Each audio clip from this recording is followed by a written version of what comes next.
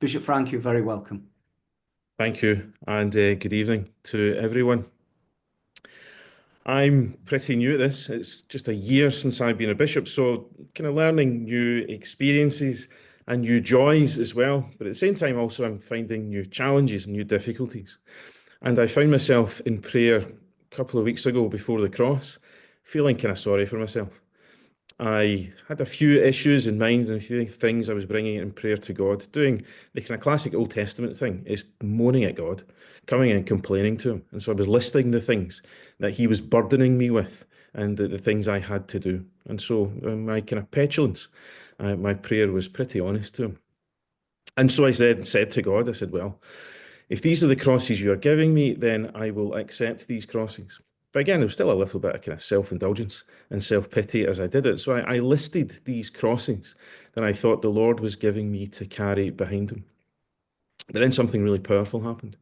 As I was listing these crosses, these issues, these concerns and worries that I have, in every instance, the name of somebody else came to mind or some others came to mind who was supporting me and helping me.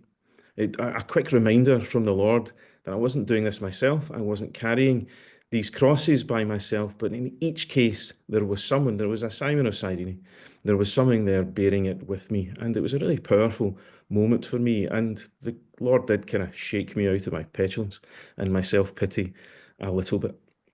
I think when we reflect on carrying the cross and Christ's call for us to come and carry the cross behind him, sometimes we imagine it as a solitary thing. I think when we picture it, we can sometimes just think of it as us individually on our own walking behind the Lord. And yet, when we reflected on the Stations of the Cross this evening, if we'd taken a little bit of time just to notice, then we see that Christ, for a start, doesn't carry it on his own. Those images were really powerful that we saw, and the pictures that we saw were really powerful. And usually you see a kind of lonely Christ surrounded by bitter, angry men and violent men there as he's dragged to the cross to Calvary. But there are moments when there are others who step in and help him in different ways. Simon helps him with his strength. Veronica helps him with her comfort. Even if it's a little, it's still something. The women of Jerusalem, in their helplessness, are still there with their tears, with their compassion. Mary, his mother, is just there with the love that she's always had for him. So in that way, although in the first instance it seems as someone carrying that cross on his own, yet even Christ has others who help him. There's just that one moment where there's a complete aloneness for Christ. And it's noticeable that in the images that we used when we saw Christ dead on the cross, there was no one else there. And one of the words that we hear him say is, my God, why have you abandoned me? At that moment, the humanity of Christ feels complete abandonment. And yet what we also know is that the divinity of Christ enters into this. So at that point, the human Christ experienced that complete aloneness there, but only he experiences it because then the God that he is enters into it. Timothy Radcliffe says, in Jesus, God embraces the absence of God. So when Christ says those words, my God, why have you abandoned me? By he, Christ himself, entering into that abandonment, it means that no one else needs to feel that abandonment, that entire aloneness. That even at that point of death, we know that Christ himself will be there. We carry crosses, and at times we identify those crosses and we sometimes struggle under them. But we never carry them alone. We have to take the time to notice who has the Lord sent on our way to help us to carry those crosses. And not only that, where is Christ himself? Because Christ leads us as we carry the cross, but he also accompanies us and walks with us. And it's so important for us to recognize that accompaniment that the Lord gives us and those others that he sends to accompany us.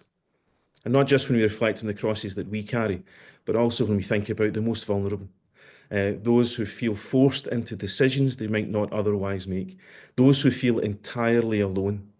When we think of that and we think of the pregnant mother who feels that she's no choice but to make a decision that she might otherwise make. Why? Because she's so isolated, so alone, so helpless. You know, we're reflecting on end of life in these months. And we again think of people at the end of life who might feel that they are a burden, they are isolated, they have no purpose. People who feel alone and so feel pulled towards one particular thing. We are called to contradict that. We are called to contradict that with solidarity, with our saying, yes, you have crosses to carry, but there are people here to carry them with you. We are called to be Simon, to be the women, to be Veronica, to be Mary. We're called to be the presence of Christ himself. As we reflect on Christ's way of the cross, we notice that others help him to carry that cross. When it comes to the end of it, Christ feels utterly alone, but Christ himself there, God himself is there. So we will never be alone. As we carry our crosses, we'll never do it on our own. As we see others carrying their cross, we have to make sure they know they don't carry that alone otherwise. My God, why have you forsaken me? Is the prayer of Christ on the cross. But because of that, it never needs to be our prayer, nor should it ever be the prayer of the most vulnerable and those who feel drawn to make the most difficult and wrong of decisions.